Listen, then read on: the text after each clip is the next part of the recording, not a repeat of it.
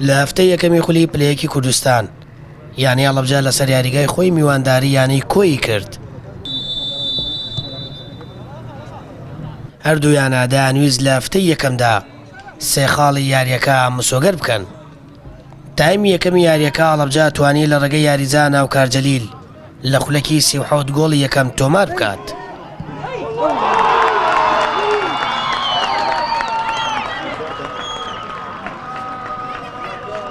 تایمی دووەمە چەندە کۆیە چەندینە لی گۆڵکردنیان لەدەستدا بەڵام نەیانتوانی گۆڵی یەکسان بکەنەوە.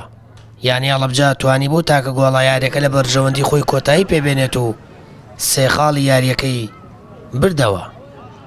ئەمە وەکو یانەی کۆیە چاوش زۆرمان لەسرە هەموو ساڵێکە ئاستی باش پیشان دەدەین و بەرەو قۆناغەکانی لۆ خولی نایە بەسەر دەکەین، بەڵام بەخدیا وەرمانە لە کۆتایی یاریەکان دەکە. ئەمەژ ئەمڕۆ یاری نەماتوانێت سێ خاڵ یاریەکە بەدەست بێنین، ئەوە کۆتایی دنیا نییە و هێشتا یاری زۆرمان لە پێشماوە.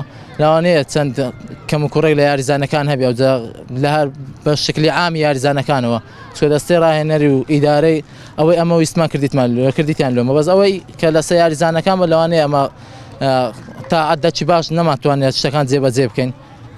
زۆر داوای لێبوون لە هەندێرەکانی خۆشمان دەکەن بەڕاستی کە لە کۆی ڕاهاتنی لێرکوانە ئەمە داوای لێبوون نەماتانی دنا خۆشکردنەوە، داوای لێبوون لە ئیداری خۆشمان دەکەن نەماتانی سێ خاڵی یاریەکەیان بۆ بەدەست بێنین. ئینشاڵڵا لە یاری داهاتوودا ئەو پیلانانەی کە دەڕیب دادنێ بە تا ڕادێکی باش سەرکەوتوو بین ئینشاڵڵا جێبەجێ بکەین. وەسێن وقت یار دەست بۆ خوال لە یەکەم یاریاتوانیمان لە ساحەی خۆمانە سەرکەوتنیی گەورە بەدەست بێنین. ئەم بەڕاستی ئەمە بۆ ئێمە زۆر زەڕ بوو، هەم سەرەتای دەوری بوو یەکەم یاریش خۆ دەزانن زۆر یاریەکە قورس بوو، ینی کۆیە ژانەیەکی ئامادەیە، ینی زۆر باشە، فێرقەیەکی زۆر چاکە. ئێمەش تقریبەن بەتوان بڵم هەفتەیەکە دەستمان پێکرد. ئەم بەڕاستی ئێمە هۆکارەکەمانەوە بوو کەمی لیاقەمان پێوە دیار بوو لە ناو ساحەکەیە.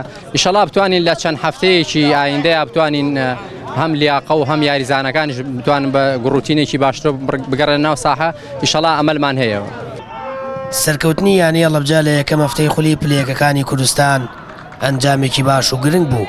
هەروەکی داری یانی کۆیە ژاماژەی بۆ کرد بۆ یاریەکانی داهاتوو خۆیان ڕێک دەخەنەوە و دانەوێت بۆ قۆناغەکانی داهاتوو سەر بکەون.